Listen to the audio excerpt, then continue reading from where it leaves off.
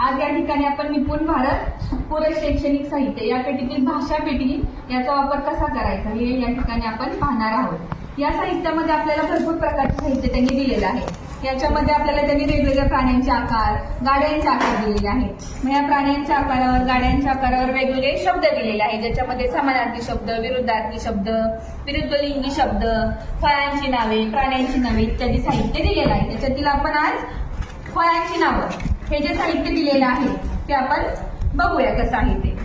या ठिकाणी पिवळ्या कलरची गाडी आहे। या गाडीवर काय केलेलं आहे, त्यांनी वेगवेगळ्या फळांची नावे दिलेली आहेत। मग हे आपण बघूया। इथंही आपण इथं असं ठेवूया।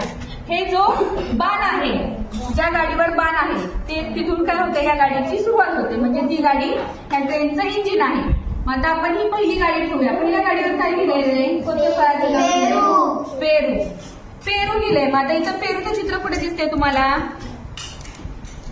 पेरूचं चित्र कुठे दिसतंय? इथं। त्याच्यासमोर काय करायचं, पेरूचं चित्र असणारी गाडी ठेवायची।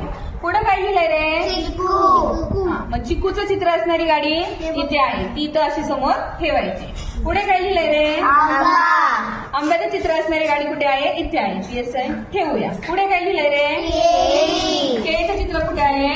इथे आहे, ते आपण ठेवून घेऊया। पुढे काय लिहिलंय? सीताफळ। हे सीताफळचं चित्र असणारी गाडी इथे ठेवूया। पुढे काय आहे? पपई।